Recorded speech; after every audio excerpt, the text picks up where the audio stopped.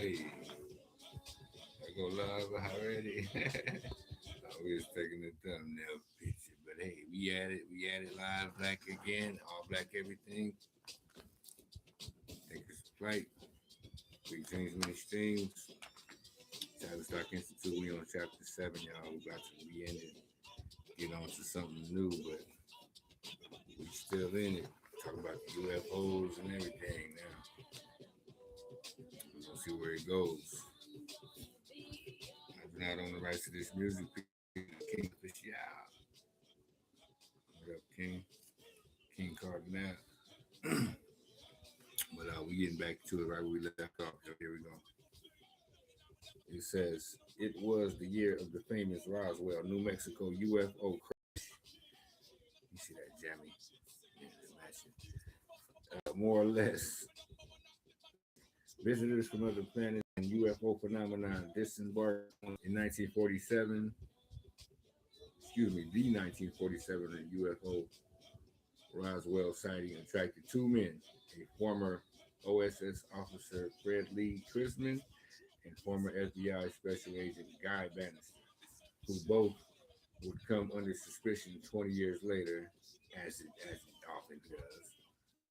And where decades later, the so-called truth comes out. Yeah, and we all know shit. It was the so-called truth back when it happened. But I just want to call it conspiracy. Yeah, this ain't no conspiracy. Quote, he says, Chrisman and Bannister, two men friendly with a large list of people who later would be a part of the conspiracy, there you go, to assassinate the president. The odds against this happening must be astronomical. It is the constant appearance of coincidences like these that leave most people apoplectic, speechless with disbelief, and gazing on the world around them with haunted, suspicious expressions, as if reality itself were layered like an onion, a pal- palum, a palimpsest on which numerous events were written over each other, all on the same page, end quote. In this case, we have Operation Paperclip, UFOs, and the Kennedy assassination, all written on the same sheet of onion skin parchment. Nazi aliens and political murder. One can almost sympathize with Pontius Pilate, who asks, what is the truth? And the temptation to wash one's hands of the whole matter is almost too strong.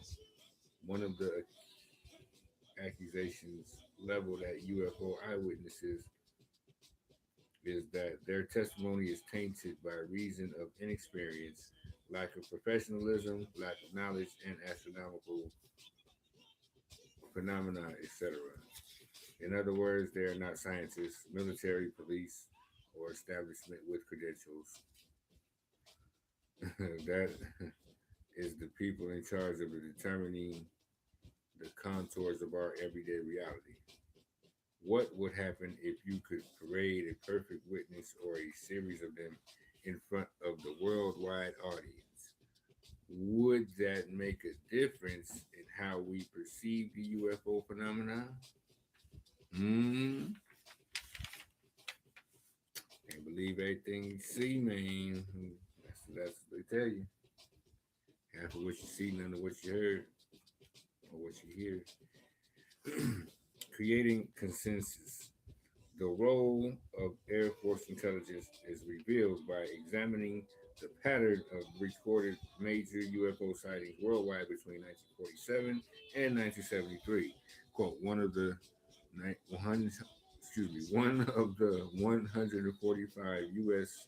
sightings, 54 were claimed by the military, 46 by by the Air Force, 6 by the Navy, 1 by the Army, and 1 by the Coast Guard. The modus operandi is clear, or the agenda or the underlying fact. A couple of Air Force colonels announced that they have seen a flying saucer. This makes headlines. and suggestible people everywhere began interpreting every flying light they see as a UFO. Such UFOs making headlines in national papers, which leads to more and more stories on UFOs. In case things slow down, a top Air Force official steps forward and announces that he is resigning from the Air Force and will reveal all information about alien spacecraft that the military has secretly kept hidden. The resignation of Vice Admiral Roscoe Henry Hellencotter, U.S. States Navy, a decorated war hero and former director of the CIA in 1960, is one such case.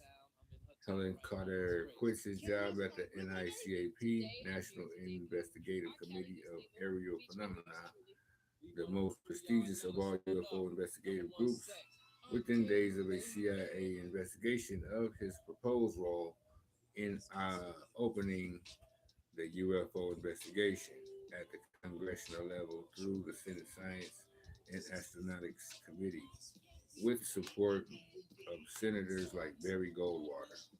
Quote, behind the scenes, high ranking Air Force officers are soberly concerned about the UFOs, Helen Carter said.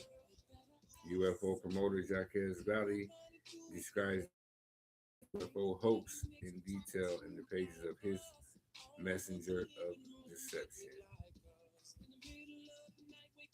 He says, okay, we're gonna leave that for the next one. I think we leave it right there. That's a good place to stop. We're gonna get into what Jacques Valley describes UFO effects hoax in detail. We're coming back. All Black Everything, Thinkers Plate, Big Dreams, Many Things, y'all. Back again with Tavistock Institute, Chapter 7. We almost finished. We're going to get to something brand new. I don't know what it is. We're going to, just making moves, man. Sharing this information in spurts. Appreciate y'all for checking us out. Peace and love, y'all. Here we go. Keep coming back. Like and share, subscribe, and thumbs up, like and hitchhiking. You know how we do it. This is